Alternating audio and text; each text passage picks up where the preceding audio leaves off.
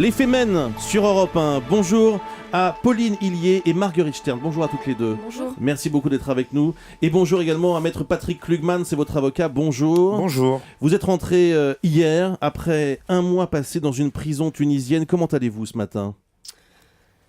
Ça va pas très bien, on est dans de très mauvaises conditions physiques, on a besoin de voir un docteur, on a effectivement passé un mois en enfer dans de très très mauvaises conditions hygiéniques, on a subi des pressions mentales quasiment tous les jours pendant un mois, des fouilles au corps quasiment tous les jours pendant un mois, donc ça va, on est contente d'être rentrée, de continuer ce combat, mais ça a été très difficile. L'origine de cette détention, c'est une manif le 29 mai dernier à Tunis, manif seins nus évidemment, puisque c'est l'un des signes de distinction des Femmes. À l'issue de cette manif, vous êtes interpellée. Pauline, qu'est-ce qui s'est passé ensuite dans les tout premiers moments de la détention ? Alors, on a été interpellés, c'était musclé comme après chaque action fémène, avec en addition là des armes, ce qui était quand même psychologiquement assez effrayant.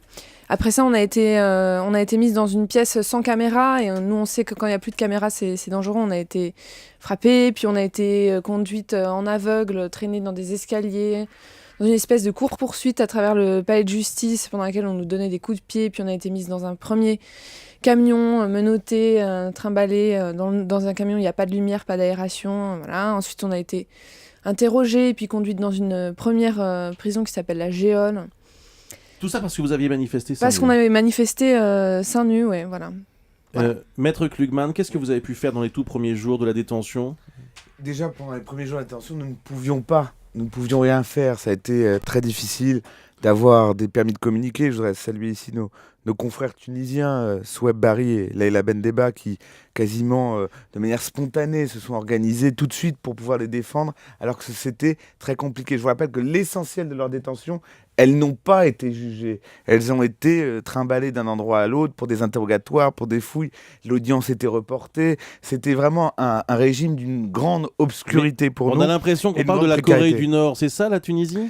Non, la Tunisie, c'est un endroit qui se cherche, qui apprend, après une révolution, après une dictature, ce que peut être une justice soumise à des pressions et à des confluences très extrêmes. Voilà. Et nous, on a vu ce que c'est qu'une justice qui délibère sous pression, où la trouille gouverne, où on ne sait pas ce qui se passe d'une minute à l'autre, d'un jour à l'autre, si la salle d'audience sera bien celle-là, si l'audience existera ou pas, si le juge sera là, si ça sera lui ou un autre. Voilà. Tout est à tâtons à tout moment. D'ailleurs, jusqu'à nous-mêmes, notre propre intervention qui a été très compliquée. Et finalement, nous avons pu plaider en français pour les Femmes. Marguerite Stern, je rappelle que vous êtes une des Femmes. Vous avez été emprisonnée pendant un mois. Mais vous saviez au moment où vous faisiez cette manif que vous preniez un risque ? Bien sûr qu'on savait qu'on prenait un risque. Il y avait une provoque. Honnêtement, notre plus grande peur, c'était d'être lynchés par une foule en délire. Ça n'est pas arrivé, ça aurait pu arriver. On a quand même eu très peur. On se doutait pas honnêtement qu'on pouvait vraiment passer un mois en prison.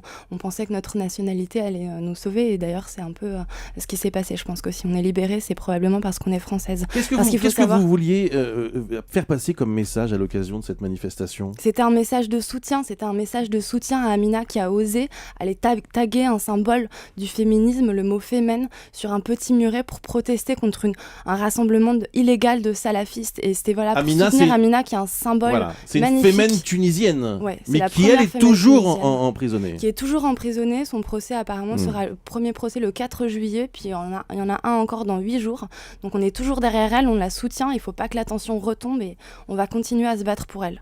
Pauline Hillier, donc la détention dure un mois. Alors là, ça se passe dans des conditions extrêmement difficiles. Vous êtes combien dans la cellule ? Alors nous, on était dans une cellule finalement assez peu surpeuplée, puisque nous n'étions que 28 dans nos 50 mètres carrés, mais il y a des cellules où les femmes sont 50. Mais quoi qu'il arrive, il n'y a que 20 ou 25 lits, une place, donc il faut s'organiser dans les lits, une place, même si on est 50. Et il n'y a pas de système d'évacuation des eaux usées. On a eu une douche en un mois. Le seul livre que la pression religieuse est partout, puisque les seuls livres que les détenus sont autorisés à voir, c'est le Coran. La seule activité proposée, c'est l'éducation religieuse. Voilà, c'est des prisons, oui, on imagine des conditions terribles.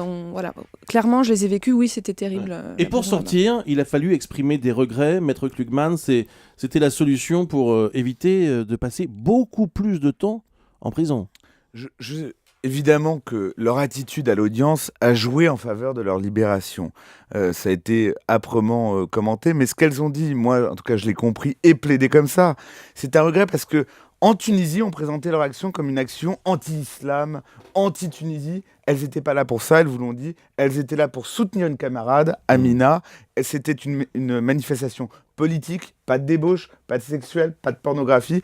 Et elles ont voulu, en exprimant leur regret, en disant on n'a pas voulu offenser les hommes, la Tunisie, l'islam, elles ont voulu aussi restituer la réalité de leur action. Et je crois que c'était important qu'elles soient comprises. Là, le prix de la provoque est cher. Là, hein. Le prix de la provoque est cher, mais finalement, je crois qu'elles ont été comprises, que les fémènes ont été entendues, y compris dans cette dernière audience. Marguerite, est-ce que vous regrettez vraiment ? Bien sûr que non, que je regrette pas et que si c'était à refaire et que même si je devais en payer le prix de 4 mois de prison, bien sûr que je le referais parce que c'est vrai qu'on a été coupé de l'extérieur, on n'a pas vraiment vu le débat qui s'est passé ici en France et dans le monde entier, mais on revient juste et on découvre tout ça et on estime que ça a été extrêmement productif et que ça a pu aider Amina et toutes les autres femmes en Tunisie et rien que pour ça, bien sûr qu'on regrette pas et qu'on le referait.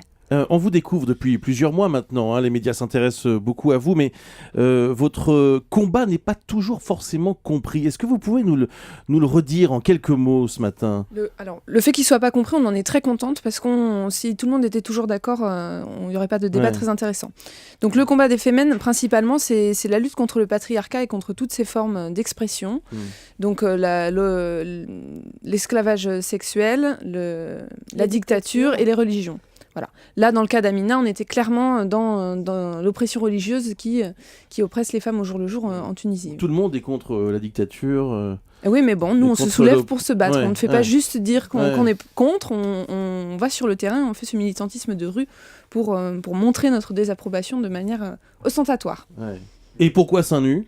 Pourquoi seins nus ? Parce qu'on estime qu'à chaque fois qu'on parle de féminisme, il y a il y a un problème, de nombreuses questions autour du corps des femmes qui est en permanence surérotisé, qui est en permanence traité comme un objet pour vendre des bières, pour vendre des yaourts, pour tout vendre. Et on estime qu'un corps de femme, c'est pas ça, c'est pas nécessairement un objet sexuel. Ça peut aussi servir d'écran, de bannière, d'outils politiques, de protestation. Et nous, on va se placer, on va se présenter comme ça dans les rues avec des postures agressives pour dire non, notre corps, c'est pas ça. Ça peut aussi être quelque chose de politique. Vous assumez l'agressivité. Bien sûr qu'on assume l'agressivité, on dit toujours fémène, bien sûr qu'on est non violente, bien sûr qu'on ne portera jamais atteinte à l'intégrité physique de qui que ce soit, mais bien sûr qu'on est agressive.